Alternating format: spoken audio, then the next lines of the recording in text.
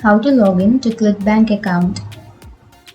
So to log into ClickBank account, first you have to open up a browser, any browser that you're comfortable with.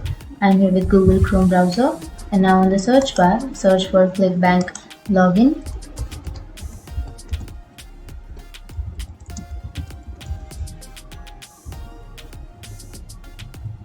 And here on the first search you will have www.clickbank.com. Click on that,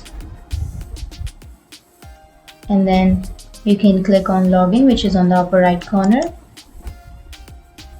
And now to log in or to sign into your ClickBank account, first you have to enter your email or your account nickname, and after entering that you have to enter your password.